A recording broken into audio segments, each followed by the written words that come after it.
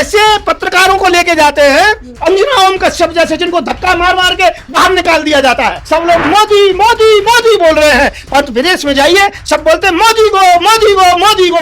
तो सब भगवान के तौर पे देख रहे हैं। बनारस में मोदी जी के सामने लड़ूंगा, मोदी जी जहां लड़ना चाहेंगे वहां से लोकसभा का चुनाव लड़ूंगा। बैलेट पेपर पर चुनाव हो जाए, यदि हार गया तो गंगा मैया में समाधि ले लूंगा और मैं मोदी जी की जमानत जब्त करा के रहूंगा। एक तरफ शिंदे जी हैं जो जमीन से सियासत की तरफ आए, एक तरफ उद्धव ठाकरे जी को विरासत में ये सियासत मिली है। तो क्या लगता है जनता किसके साथ जाएगी, जमीन के पास या विरासत के साथ? उन्होंने एक दावा किया है, एक वीडियो वायरल हो रही है सोशल मीडिया पे कि उन्हें एक राष्ट्रीय पार्टी का समर्थन मिल रहा है, उस राष्ट्रीय पार्टी का जिसने पाकिस्तान को हक्का बक्का कर दिया है। मोदी जी ने चाइना को भारत बेच दिया है। जी ये कमजोर सैनिक बनाएंगे, हाँ। अनुभवहीन सैनिक बनाएंगे, हाँ। और चाइना को इशारा कर देंगे कि आप उधर से जो कि हमारे ऊपर हमला कर दो। हाँ, लेकिन 52 विधायक एकनाथ शिंदे के गुट में चले गए हैं, तो ऐसा लग रहा है कि एकनाथ शिंदे को बहुमत मिलने वाला है। तो मोदी जी कौन सी चीज है जो आपने बिकने नहीं दी है? 4 साल के भीतर यदि पाकिस्तान से युद्ध हो जाता है हमारा, चाइना से युद्ध हो जाता है, तो क्या ये अनुभवहीन सैनिक जो कि ये बच्चे हमारे युद्ध कर पाएंगे? उद्धव ठाकरे हमसे मिलते नहीं थे, हमें मिलने की परमिशन नहीं दी जाती थी, और एनसीपी कांग्रेस के नेताओं से मिलते थे। नमस्कार, स्वागत है आपका हमारे चैनल पर। मैं निशा झा। इस वक्त हमारे साथ मौजूद है हिंदू सेना के राष्ट्रीय अध्यक्ष संत युवराज जी और हिंदू हृदय सम्राट युवराज जी से हम बात करने वाले हैं आज। जैसा कि आप लोग देख रहे हैं, महाराष्ट्र में जिस तरीके से राजनीतिक संकट आ रखा है, शिवसेना में 2 फाड़ देखने को मिली है, 2 फाड़ हो गए हैं। वहीं दूसरी तरफ एकनाथ शिंदे के गुट में 52 विधायक हो चुके हैं। तो ऐसा लग रहा है कि एकनाथ शिंदे की सरकार महाराष्ट्र में बन सकती है, क्योंकि उन्होंने एक दावा किया है, एक वीडियो वायरल हो रही है सोशल मीडिया पे कि उन्हें एक राष्ट्रीय पार्टी का समर्थन मिल रहा है, उस राष्ट्रीय पार्टी का जिसने पाकिस्तान को हक्का बक्का कर दिया। तो कैसे देख रहे हैं आप महाराष्ट्र में जिस तरह सियासी संकट बना हुआ है, इसको आप कैसे देख रहे हैं? लगातार शिवसेना में 2 फाड़ हो चुकी है, 2 गुट बन चुके हैं, इसे आप कैसे देख रहे हैं? मैं ये कहना चाहता हूँ कि ये कोई भी शिवसेना में 2 फाड़ नहीं है, 2 गुट नहीं है, और ये सबसे बड़ा बीजेपी का एक षड्यंत्र है। और बीजेपी एक शकुनियों की पार्टी है, देश के गद्दारों की पार्टी है। वो किसी को चैन से नहीं रहना देना चाहते हैं। वो कहीं ना कहीं कभी मध्य प्रदेश में, कभी जो कि मिजोरम में, और कभी गोवा में, कभी जो कि अब जो कि महाराष्ट्र के अंतर्गत में वो कोई ना कोई विवाद जो कि डालते रहते हैं, विवाद के घेरों में जो कि वो करते रहते हैं। तो ये शकुनी पने का काम ये इनका है, बीजेपी का। और खासकर मैं सीधा सा मोदी जी के लिए कहूँगा, वो इनका इशारा करते हैं, अमित शाह उसका जो कि जामा पहनाते हैं, और वहीं पर किसी को प्रलोभन देते हैं, किसी को कुछ करते हैं, और उसके बाद में वो धीरे धीरे करके उस पार्टी को समाप्त कर देते हैं और सरकार को गिरा देते हैं, और अपनी सरकार या अपने समर्थन से सरकार के कुछ नुमाइंदों को खड़ा कर देते हैं, और ये अपनी 2024 की तैयारी में लगे हुए हैं। तो ये बिल्कुल घिनौनी हरकत है बीजेपी की।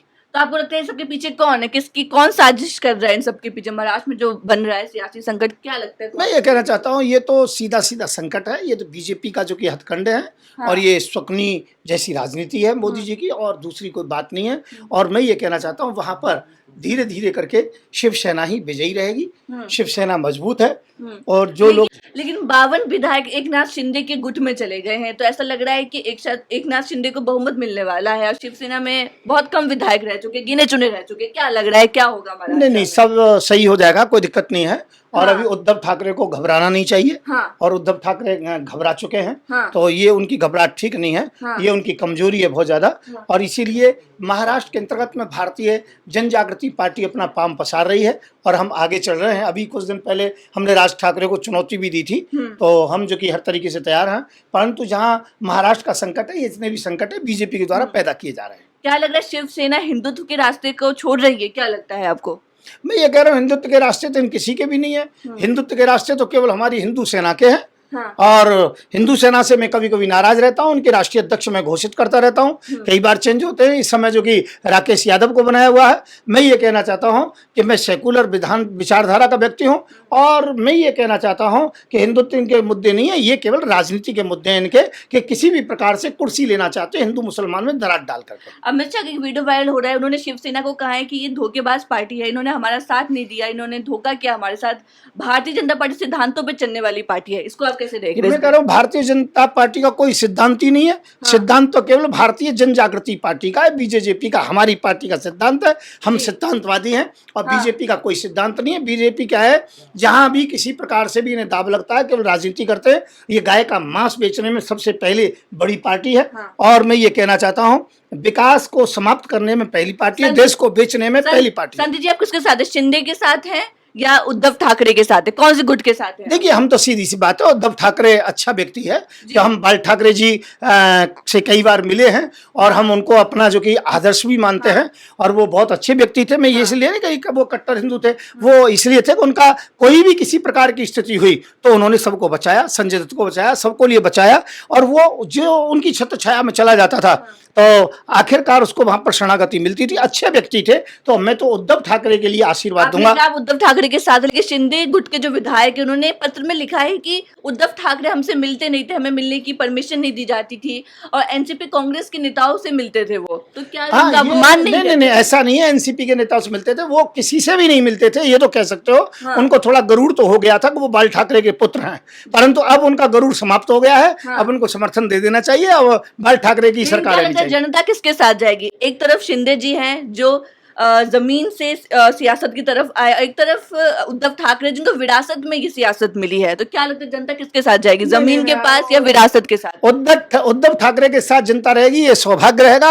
और यदि और किसी के साथ जाएगी तो दुर्भाग्य रहेगा। जिस बात के लिए महाराष्ट्र विख्यात है, शिवाजी महाराज के जमाने से, उसकी रक्षा केवल शिवसेना और शिवसेना में भी उद्धव ठाकरे कर सकता है। उसके रगों में बाल ठाकरे जी का खून जो कि दौड़ रहा है। तो मैं ये कहना चाहूंगा, हम किन्हीं किन मुद्दों पर विरोध में होते हैं, पर ऐसी जो बात आती है तो देश की रक्षा के लिए, राष्ट्रवादिता के लिए, तो जो उद्धव ठाकरे में मिलती है वो शिंदे में नहीं है। लेकिन जिस तरीके से शिंदे ने कहा कि उन्हें एक राष्ट्रीय पार्टी का समर्थन है, तो ऐसे में भारतीय जनता पार्टी है, क्योंकि जिसने पाकिस्तान को कड़ी चुनौती दी है। तो क्या लगता है जनता जाएगी भारतीय जनता पार्टी, हिंदुत्ववादी पार्टी? आपने शिवसेना का जिक्र किया कि वो हिंदुवादी पार्टी है, लेकिन कुछ कहने नहीं चाहता हूँ, पर इतना जरूर कहना चाहता हूँ, भाड़ तो भाड़ों के पास ही जाएंगे और मर्द मर्दों के पास जाएंगे।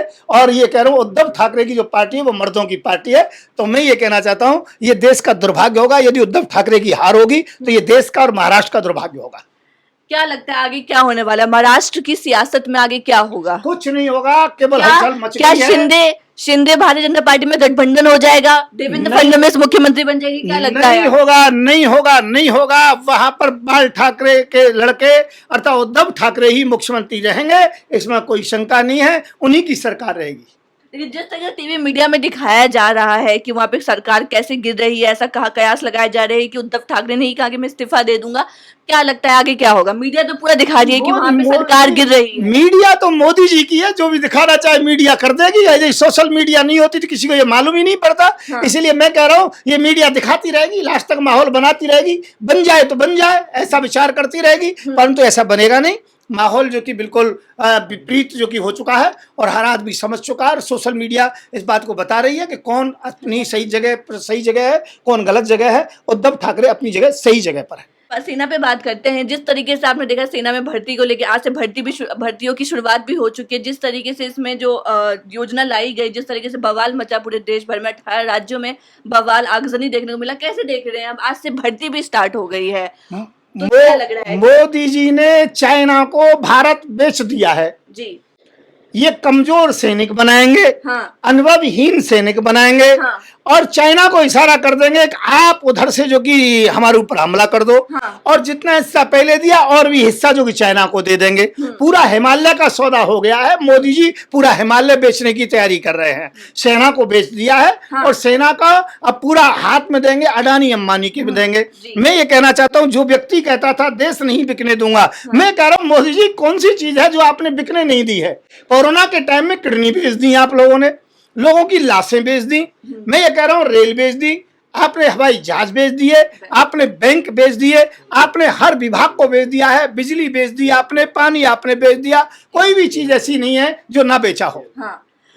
लेकिन आप ये बताइए, आपने कहा मोदी जी ने सब बेच दिया, लेकिन पूरे विश्व में, पूरी टीवी मीडिया में और तमाम जो जनता है वो कह रही है मोदी जी, ये वही मोदी जी जो देश में विकास का कार्य किया है। देश भर में जो कानून थे जो कांग्रेस खत्म नहीं कर पाई 70 सालों में, उन्होंने खत्म करके दिखाया, चाहे वो 370 हो, राम मंदिर बनवा दिया जो कांग्रेस ने नहीं बनवा पाया। तो मोदी जी को तो सब भगवान के तौर पर देख रहे हैं। आपको क्या दिक्कत? मैं ये कह रहा हूँ मोदी जी ने कुछ भी नहीं किया। एक काम मोदी जी का गिना के दिखा दीजिए मोदी जी ने ये किया है। ये मंदिर और मस्जिद की बात करते हैं, पाकिस्तान की बात करते हैं, चाइना की बात करते हैं, हिंदू मुसलमान की बात करते हैं। ये पेट्रोल के विषय में 2 शब्द बोल के दिखाएं, डीजल के विषय में बोल के दिखाएं, ये गैस सिलेंडर के विषय में बोल के दिखाएं, ये रोजगार के विषय में बोल करके दिखाएं, ये किसी भी चीज पर बोल के दिखाएं। अब तो सेना भी इनके हाथ से चली गई। मैं कह रहा हूं मोदी जी ने कोई भी काम नहीं किया है। ये मोदी मोदी मोदी के अंधभक्त करते हैं, बाकी और कोई नहीं। आपसे सवाल पूछा था अग्निपथ योजना, आप उसके समर्थन में है या विरोध में है? मैं मोदी जी के विरोध में हूँ। मोदी जी की ये योजना ठीक नहीं है।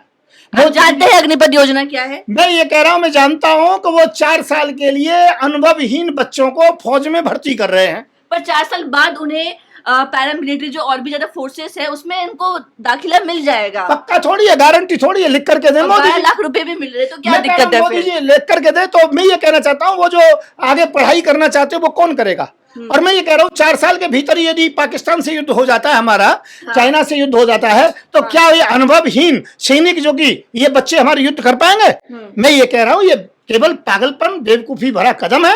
मोदी जी सब लोगों को पागल बनाते रहते हैं। सेना प्रमुख है वो तो इसके लगातार लाभ बता रहे हैं कि इस योजना से युवाओं को लाभ मिलेगा, ये फायदा मिलेगा, नुकसान बता ही नहीं रहे। बताइए, सेना प्रमुख यदि लाभ नहीं बताएंगे तो क्या अपना सेना प्रमुख ही से अपने पद से दूर होना है और उन्हें देशद्रोह का केस लगा करके, गद्दारी का केस लगा करके अंदर जाना है जेल के अंतर्गत में? वो सेना प्रमुख तो बेचारे कहेंगे ही, परंतु जिस समय मोदी हट जाएंगे तब मालूम पड़ेगा सेना प्रमुख क्या कहते हैं। जैसे कि पहले सेना प्रमुख भी कुछ ना कुछ खामियां इनकी बताते रहते हैं, इसी प्रकार से ये सब बताएंगे। इस समय तो मोदी जी के चक्कर में केवल डर की वजह से, हिटलर शाही की वजह से सब लोग मोदी मोदी मोदी बोल रहे हैं, परंतु विदेश में जाइए सब बोलते हैं मोदी को मोदी को मोदी को। तो ध्यान रखिए इस बात के लिए। तो वीडियो वायरल हो रही है कि नरेंद्र मोदी का डंका बज रहा है, नरेंद्र मोदी यही है जिन्होंने राम मंदिर बनाए थे तो सत्ता खत्म किया। अमेरिका जाते तो अमेरिका के लोगों को वीडियो में दिखाइए, सब यहाँ के मूल निवासी यहीं के होते हैं देश के। आप जिस भी देश में जाते हैं भारत के लोग होते हैं, भारत के लोग भर करके जाते हैं, भारत से और की चले क्या, इतनी घटिया है इनकी मानसिकता। पत्रकार भी यहाँ से लेकर के जाते हैं और ऐसे पत्रकारों को लेके जाते हैं अंजना ओम कश्यप जैसे, जिनको धक्का मार मार के बाहर निकाल दिया जाता है। तो मैं ये कहना चाहता हूँ ऐसे ऐसे पत्रकारों को लेके जाते हैं। तो मैं ये कहना चाहता हूँ इनका तो जो कि कोई भी धर्म नहीं है, कोई भी इनकी जो कि पक्षी नहीं है, सब बेकार की बात है। ये मोदी को क्यों नहीं दिखाते, ये मोदी को क्यों दिखाते हैं? बस ये कहना चाहता हूं मैं। तो क्या लगता है मोदी को हराना आसान है क्या? अरे हराने की बात कर रहा हूं मैं, गंगा मैया की सौगंध खा रहा हूं। बनारस में मोदी जी के सामने लड़ूंगा। मोदी जी जहां लड़ना चाहेंगे वहां से लोकसभा का चुनाव लड़ूंगा। बैलेट पेपर पर चुनाव हो जाए, यदि हार गया तो गंगा मैया में समाधि ले लूंगा और मैं मोदी जी की जमानत जब्त करा के रहूंगा। ये गंगा मैया की सौगंध खा रहा हूं, मोदी जी के सामने लड़ूंगा। अगला प्रधानमंत्री भारतीय जन जागृति पार्टी का होगा, मूल निवासी होगा, अंबेडकर विचारधारा का होगा और दलित राष्ट्र घोषित होगा हमारे शासन में भारत। तो ये थे हमारे साथ संत युवराज जी, जो बड़ा दावा कर रहे हैं कि वो लोकसभा चुनाव नरेंद्र मोदी के खिलाफ लड़ेंगे और इनकी पार्टी का उम्मीदवार होगा, अम्बेडकरवादी होगा, दलित समाज का होगा। ये बहुत बड़ा दावा कर रहे हैं। तो देखना काफी दिलचस्प है कि आने वाले समय में क्या होता है इस राजनीति सियासत में। तब तक के लिए बने रहे हमारे चैनल पर। अगर आपको हमारा वीडियो अच्छा लगे तो लाइक शेयर सब्सक्राइब जरूर करें।